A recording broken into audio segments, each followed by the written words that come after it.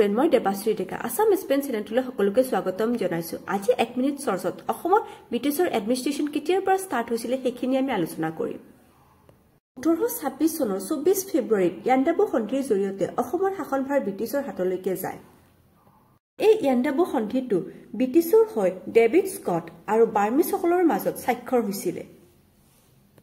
Burmese মানে হৈছে তোমাৰ মান আৰু মানে 1817 চনত প্ৰথমবাৰ অসম আক্ৰমণ কৰে ইয়াৰ পিছত 1819 চনত দ্বিতীয়বাৰ আক্ৰমণ কৰে আৰু 1821 চনত তৃতীয়বাৰৰ কাৰণে মানে অসম আক্ৰমণ কৰে আৰু এই মানসকলক তোমাৰ মাতি আনিছিলে বদন চন্দ্ৰ বৰফুকনে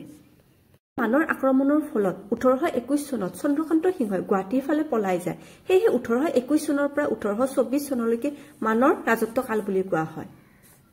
চন্দ্ৰকান্ত সিংহই গুৱাহাটীৰ ফালে পলাই যায় ইংৰাজৰ আশ্ৰয় লয় 1824 চনৰ 5 মাৰ্চত ডেভিড স্কট ইংৰাজৰ হৈ অসমলৈকে আহে আৰু বাৰ্মিছসকলৰ লগত প্ৰায় 2 বছৰ ধৰি যুদ্ধ কৰে আৰু ইংৰাজৰ ৰণকৌশলৰ লগত বাৰ্মিছসকলে তিষ্টিব নোৱাৰে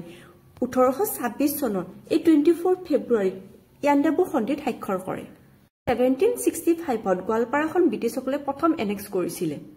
বছৰ কেবিচিত এই কুৱেশ্যনটো আহিছিল 1832ত ইংৰাজে কাছাৰখন এনেক্স কৰে এইটো তোমাৰ এবাৰ এছআই পৰীক্ষাত আহিছিল গুমধৰ কোঁৱৰ আছিল তোমাৰ প্ৰথমজন স্বাধীনতা সংগ্ৰামকাৰী আৰু পিয়লি ফুকন আছিল তোমাৰ প্ৰথমজন অসমীয়া শ্বহীদ এইজন তোমাৰ গুমধৰ কোঁৱৰ এই বেকগ্ৰাউণ্ডৰ যিখন পিকচাৰখন দেখিছে এইজন তোমাৰ গুমধৰ কোঁৱৰ অসমীয়াত হেণ্ডিটেন নোটসমূহ পাবৰ কাৰণে মোৰ চেনেলটোৰ লগত জড়িত হৈ থাকিবা আজিলৈকে বাই